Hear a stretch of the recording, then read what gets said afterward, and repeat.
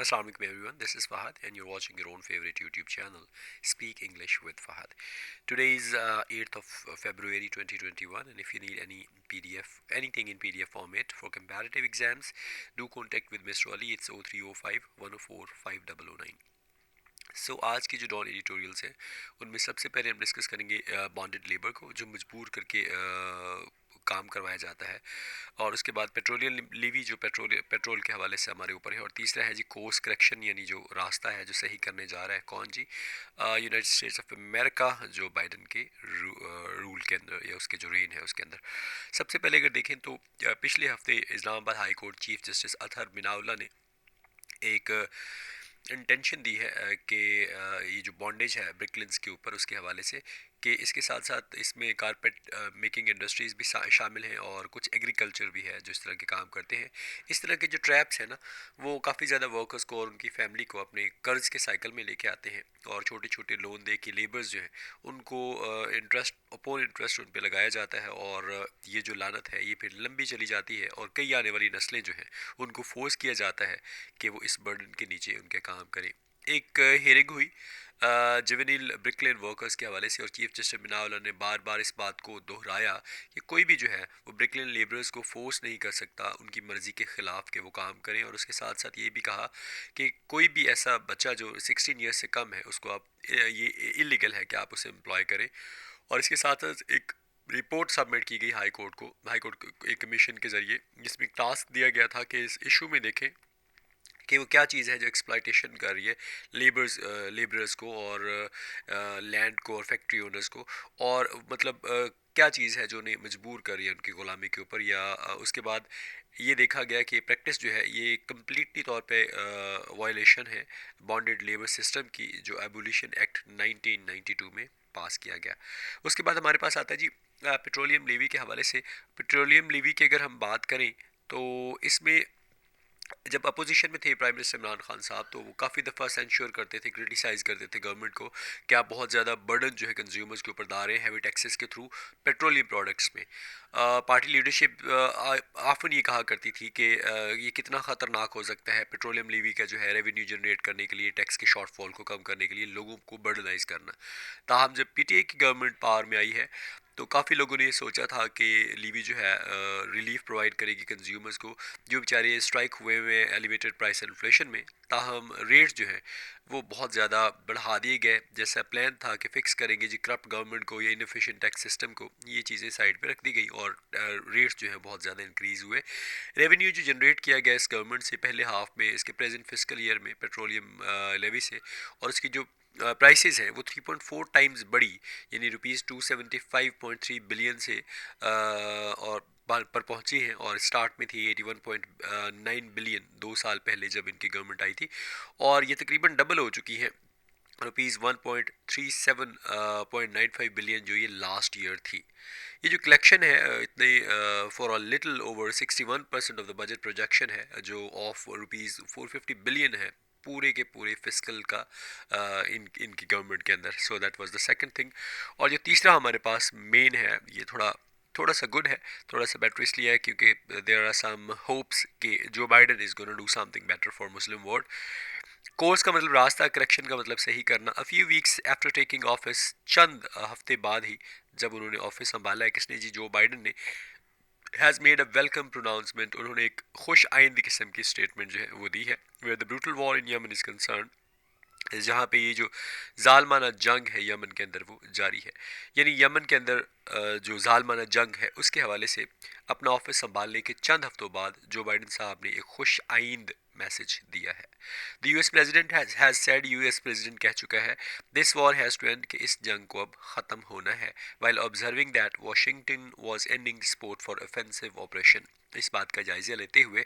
कि वाशिंगटन जो है वो ख़त्म कर रहा है सपोर्ट ऑफेंसिव ऑपरेशन, यानी ये जो जंग करने वाले ऑपरेशंस या ख़राब ताल्लुकात ख़राब करने वाले जो ऑपरेशंस हैं उनकी सपोर्ट जो है अब वाशिंगटन ख़त्म कर रहा है। The US has been a key supporter of the Saudi led coalition battling the Iran allied Houthis over control of the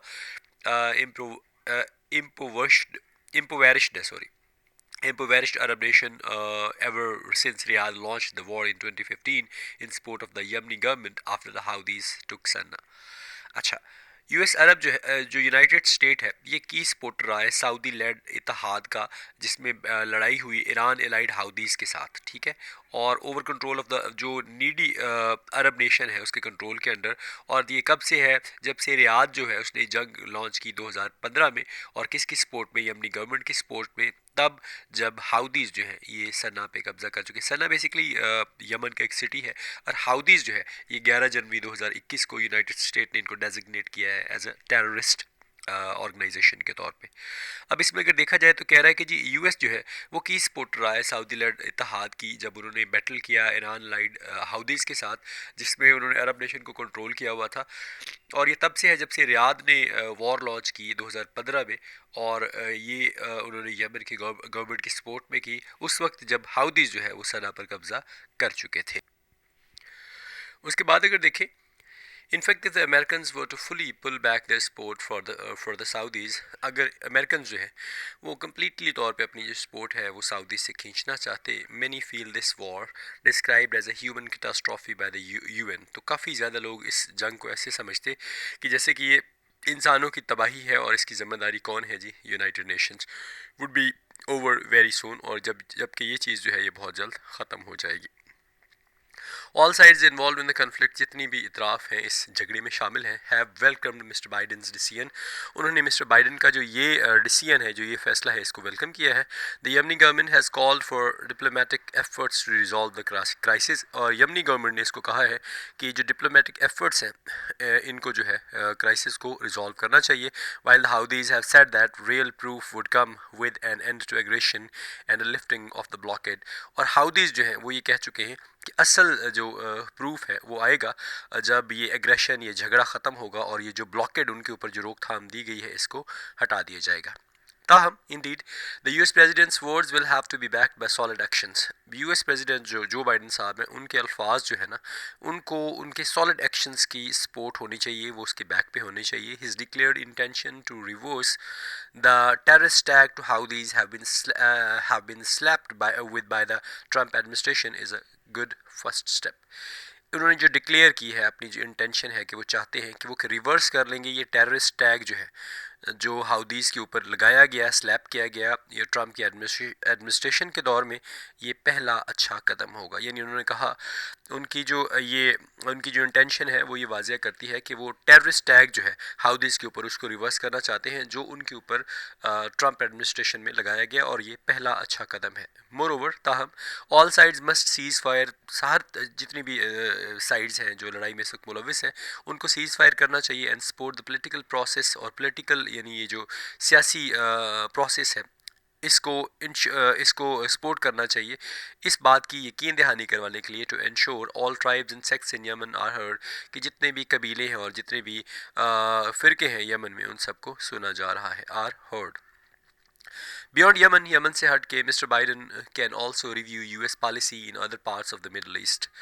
mister Biden जो है और भी रिव्यू कर सकते हैं यूएस की पॉलिसी मिडल ईस्ट के दूसरे हिस्सों में, पर्टिकुलरली ख़ास तौर पे after the adventurism his predecessor indulged in, ख़ास तौर पे उस मुहिम जोई में जो इसके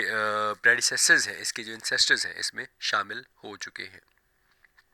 amongst the major conflicts in the region, जो मेजर कन्फ्लिक्ट्स हैं रीजन के दरमियान, जैसे कि that springs to mind is the Arab Israeli dispute, जो मेजर बड़े बड़े झगड़े हैं इस रीजन में, जो इस बात को फैलाते हैं कि अरब इसराइल जो है वो डिस्प्यूट है, अरब इसराइल जो है वो एक झगड़ा है। While the US leader has said, जबकि यूएस लीडर ये कह चुका है, he will reverse Donald Trump's controversial step to shifting the American embassy to the disputed city of Jerusalem, वो ये कह चुका है कि यूएस लीडर कह चुका है कि वो रिवर्स नहीं करेगा डोनाल्ड ट्रम्प की कंट्रोवर्शियल स्टेप जो है, जो उन्होंने शिफ्ट करने के लिए क्या किया था कि जब अमेरिकन एम्बेसी जो है उन्होंने एक डिस्प्यूटेड सिटी जो है यरूशलेम जहाँ पे शिफ्ट की, तो वो उसको रिवर्स नहीं करेगा। जो Biden can definitely call out Israel for its atrocious behaviour towards the Palestinian, जो बाइडन जो है वाक़ई तौर पे कॉल आउट कर सकता है इसराइल को उसके जो इंतहाई ख़राब अज़ाइम है या उसके जो बुरे बिहेवियर है पैलेस्टीनियंस की तरफ जो है, स्पेशली अंडर बेंजामिन नेतान्याहू's रूल, ख़ास तौर पे बेंजामिन नेतान्याहू जो है उसके दौर में। Expecting the Americans to give the Palestinian a fair hearing is naive. ये एक्सपेक्ट करना कि अमेरिकन जो है to give sorry expecting the American से एक्सपेक्ट करना कि वो पैलेस्टीनियन को एक फेयर हियरिंग देंगे, ये इमेच्योर बात है, considering the power the pro Israel lobby wields over Washington political players of all persuasions. अच्छा, इस बात को कंसीडर करते हुए कि जो पावर है प्रो इजराइल लॉबी की, वो क्या करती है, व्हील करती है, एक्सरसाइज करती है वाशिंगटन की पॉलिटिकल प्लेयर्स पे इनकी हर तरह की इंकरेजमेंट्स के हवाले से। अब इसमें वो ये कहना चाह रहा है कि इस बात के ऊपर एक्सपेक्ट करना कि अमेरिकन जो हैं वो पैलेस्टीनियंस को उनके सही जो उनकी जो सही नीड्स हैं या उनकी मकासद की सही मतलब उनको सुनेंगे, तो ये एक इमेच्योर बात है, क्योंकि जो पार को कंसीडर किया जाता है तो जो प्रो इजराइल लॉबी है वो एक्सरसाइज करती है वाशिंगटन के पॉलिटिकल प्रेयर्स के हवाले से, उनकी जितनी भी इंकरेजमेंट्स हैं उनके हवाले से। However the least mister Biden can do is prevent Israel from launching more murderous forays into Palestinian areas and stop Tel Aviv from devouring more and more Arab land. अच्छा, ताहम एटलीस्ट मिस्टर बाइडन जो है वो ये कर सकता है कि वो रोक दे इसराइल को कि वो और ज़्यादा ख़तरनाक किस्म की या कातलाना रेड्स हमले ना करे पैलेस्टीनियन इलाकों में, एंड स्टॉप तल अवीव और तल अवीव को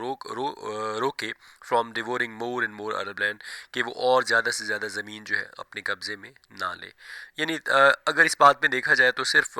एटलीस्ट मिस्टर बाइडन ये कर सकते हैं कि इसराइल को इस बात से रोकें कि और कातलाना हमले जो है वहाँ पैलेस्टीनियन एरियाज़ में ना करें, और तल अवीव को इस बात से रोके कि वो अब और अरब की जो ज़मीन है अपने कब्ज़े में ना ले। Another hot spot in the region is Iran. एक और हॉट स्पॉट जो इस इलाके में, इस खत्ते में है, वो ईरान है। While Donald Trump brought the US and Iran to war due to his reckless policies, जबकि डोनाल्ड ट्रंप जो है यूएस और ईरान को जो है इस जंग में लेके आया अपनी रेकलेस किस्म की पॉलिसीज़ की वजह से। रेकलेस करते हैं बेपरवाह आना या जानबूझ के कोई चीज़ ख़राब करना। President Biden has indicated that he wants to return to the nuclear deal. President Biden जो है इस बात को इंडिकेट कर चुके हैं कि वो वापस जो है न्यूक्लियर डील की तरफ जाना चाहता है, विच है his predecessor pulled America out of. जो इसके प्रेडिसेसर यानी ट्रंप का जो दौर है उसने अमेरिका को इसमें से निकाल लिया था। If he were to succeed, अगर उसे कामयाब होना है इन डूइंग दिस, ऐसा करने में, it would be a major diplomatic achievement, तो एक बहुत बड़ी डिप्लोमेटिक कामयाबी होगी, and would bring down temperatures in the Middle East, और मिडल ईस्ट में ये जो मामलात हैं उनको कम करेगा, यानी ये जो गर्मी है वहाँ पे जो दोनों के दरमियान इनके रिलेशन जो ख़राब है उनमें बेहतरी लाएगा। Again powerful actors Israel some in the Gulf will not to be too happy about this. अब दोबारा इसमें जो पावरफुल एक्टर्स हैं जिसमें इसराइल है और ख़ास तौर पे जो गल्फ में है, इस बात से ज़्यादा खुश नहीं होंगे। या the new American administration must work to reengage with Tehran if it is serious about regional peace. ताहम ये जो नई अमेरिकन एडमिनिस्ट्रेशन है इसको री एंगेज करना होगा तेहरान के साथ अपने आप को, अगर वो रीजनल पीस के हवाले से सीरियस है। Joe Biden seems to have many good intentions for the Middle East. Joe Biden से ऐसा लगता है कि उसकी जो इंटेंशंस हैं मिडल ईस्ट के हवाले से बहुत अच्छी हैं। The months ahead will reveal, जो आने वाले महीने हैं वो इस बात से पर्दा उठाएंगे। If he has the determination, कि क्या वाक़या उसमें हौसला है, to transform intentions into action, कि उसके जो ख्वाहिशात हैं उनको अमल में तब्दील करे। So that was all about today's Dawn editorials. Hope so आपको अच्छा लगा होगा। I am sorry I am not feeling well, so that's why I am doing in the mood. और कल से इंशाल्लाह I will be back to my university and इंशाल्लाह in college, sorry, and I will do the same things but after 2 o'clock. अपना बहुत ज़्यादा ख्याल रखें, मुझे दुआ में याद रखें। अस्सलाम वालेकुम, अल्लाह हाफ़िज़।